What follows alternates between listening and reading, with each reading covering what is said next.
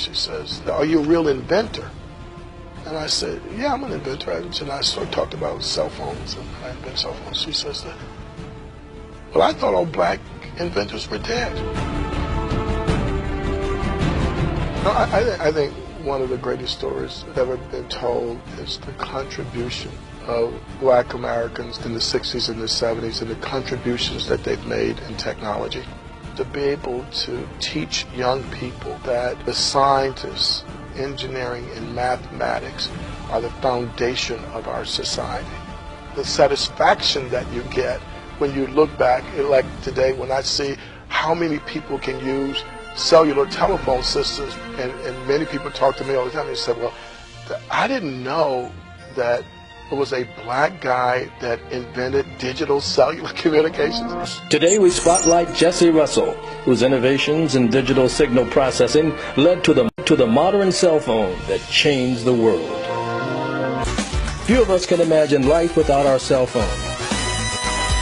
But all of this would not have happened without the remarkable advances in wireless technology made by pioneers such as Jesse Russell, an internationally known inventor who graduated from Tennessee State. The beauty of historical black colleges for me, just talking to me personally at a personal level, is that what they did for me, they gave me the nurturing and the freedom to challenge. They didn't shut me down. And the teachers were more nurturing, or the professors were more nurturing, right? And what they did was they gave you a chance to express who you really were. If you're sitting in an SBCU and say, as I did in 1972, when I said, "Well, I want to work at Bell Laboratories," right?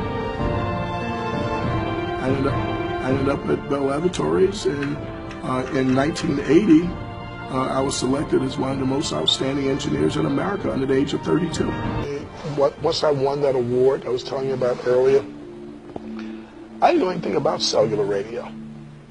Never heard of it. It was in our organization. But right after they broke up the Bell system, the technology that nobody wanted was the cellular radio system. You know, and that they had tried to send it to the telephone companies, right? And then they sent it back to AT&T, right? So we had this sort of displaced group of people, right? I never will forget the first day I was on the job. I called the meeting of all the managers and so they were all white. I was the only black guy, right? And I was saying, "Well, what's the problem, right? Why? Because they were losing so much money. It was pathetic. They were just losing money like you wouldn't believe.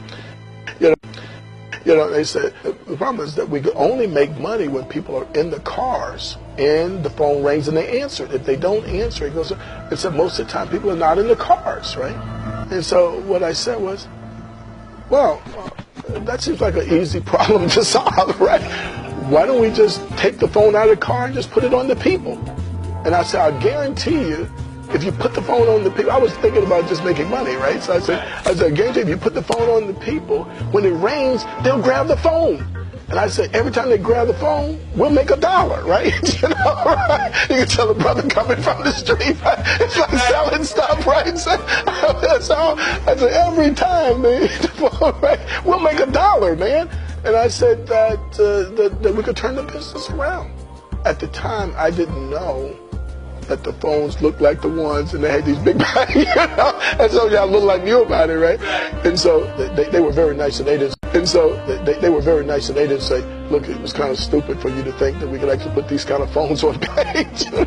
So they said that no, the problem is there are more people than there are cars, and we had designed this for cars, and so there's not enough spectrum to allow us to put that many people.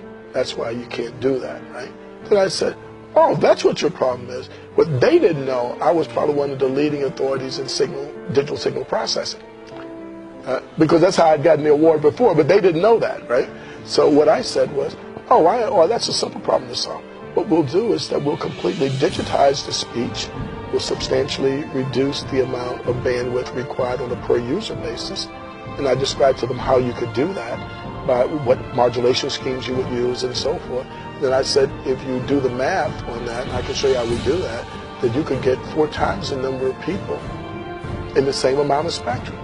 And it took us from like 1984 to 88, and we built the first digital cellular system any place in the world. And we took that business from like about $100 million business to $5 billion, simply because I had so much self-confidence, right, that I was able to challenge the status quo. In the midst of all the stereotypes about African Americans, in the midst of an all-white group, that I had enough self-confidence to say what I believed, right, that could be done. Mr. Russell's innovations have continued with his own company, Inc. Networks, and is developing telecommunications for the future. So in the future, people will not just making voice calls or doing text messaging or data. They actually will be doing video calls like this as they walk around, not just between two people, but between groups of people. So you have a situation now in the cellular communications industry where the devices, from an innovation point of view, is outstripping the innovations in the network. Right. I mean, so you can build the fanciest device you want here, but there's no network to talk to it that can deliver the bandwidth that's needed to do these very fancy things that they talk about with iPhones and iPads, right?